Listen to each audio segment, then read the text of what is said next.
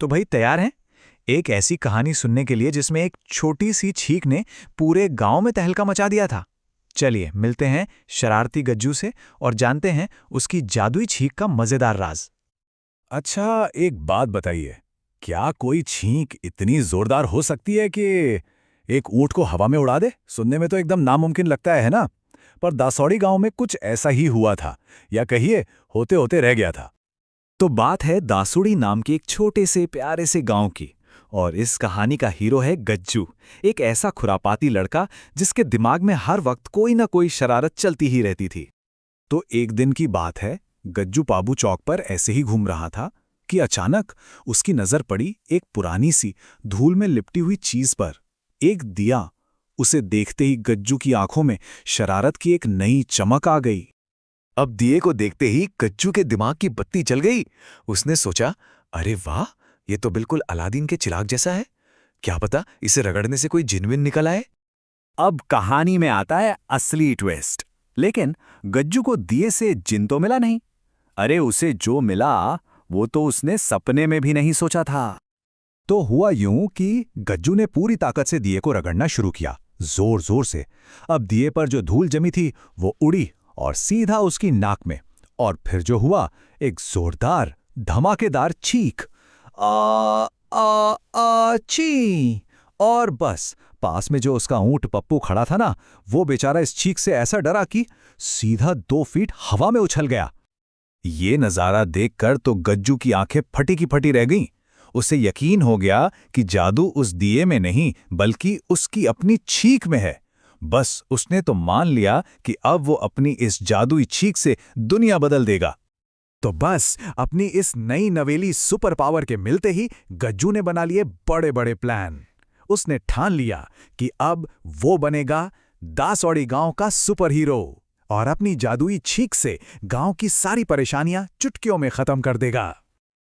उसने फौरन अपने जिगरी दोस्तों छोटू और पिंकी को इकट्ठा किया और अपने ग्रैंड प्लान बताए।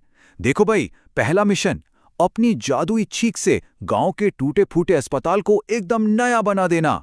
और दूसरा मिशन, खेल के मैदान को एक वर्ल्ड क्लास स्टेडियम में बदल देना। तो टीम तैयार थी और मिशन अस्पताल शुरू हुआ। अब एक जोरदार छींक के लिए कुछ तो करना पड़ेगा ना। गज्जू ने निकाली मिर्च की डिब्बी और एक गहरी सांस में सारी मिर्च सूंघ ली। और फिर आई वो छींक, हच्छू। लेकिन अस्पताल का तो एक पत्थर भी नहीं हिला। हाँ, एक काम जरूर हुआ। पास में खड़ी एक बकरी उस छींक से इतनी घबरा गई कि छलांग मारकर सीधा गज्जू की गोद में आ गिरी। बस फिर क्या था, सारे दोस्त हंसते हंसते जमीन पर लोटपोट हो गए। गज्जू का सुपर हीरो मिशन नंबर 1 बुरी तरह फेल हो चुका था।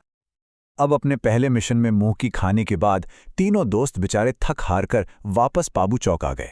लेकिन उन्हें क्या पता था कि कहानी का सबसे मजेदार हिस्सा तो अभी बाकी था। एक ऐसी घटना जो गज्जू की छींक को अमर बनाने वाली थी। चौक पर गोलगप्पे वाले भैया को देखकर गज्जू के दिमाग में एक और आइडिया आया। उसने एक नई शर्त लगा दी, चलो आज कंपटीशन हो जाए, जो सबसे ज्यादा गोलगप्पे खाएगा वही बनेगा दसौड़ी का असली सुपर हीरो। अब यहां जो हुआ वो तो सुनने लायक है।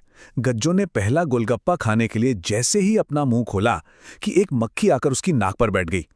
अब मुंह में तो पहले से गोलगप्पा भरा हुआ था और नाक पर मक्खी की वजह से आ गई एक जोर की छींक।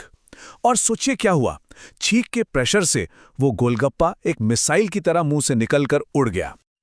और पता है ये गोलगप्पा मिसाइल जाकर कहां लगी? सीधा पास की बेंच पर आराम से सो रहे सरपंच जी के चश्मे पर। टक! सरपंच जी का पूरा मुंह पानी, आलू और चटनी से सन गया। सरपंच जी एकदम हड़बड़ाकर उठे और चारों तरफ देखकर बोले, अरे ये क्या हो रहा है? क्या आसमान से गोलगप्पे बरस रहे हैं? बस ये सुनना था कि वहां जितने लोग थे सब हंस हंसकर बेहाल हो गए। तो भाई, इस मजेदार गोलगप्पा कांड के बाद गज्जू और उसके दोस्तों को एक बहुत बड़ी सीख मिली। उन्हें समझ आया कि असली जादू आखिर होता क्या है। उन्हें ये पता चला कि असली जादू किसी की छींक में या किसी पुराने दिए में नहीं होता।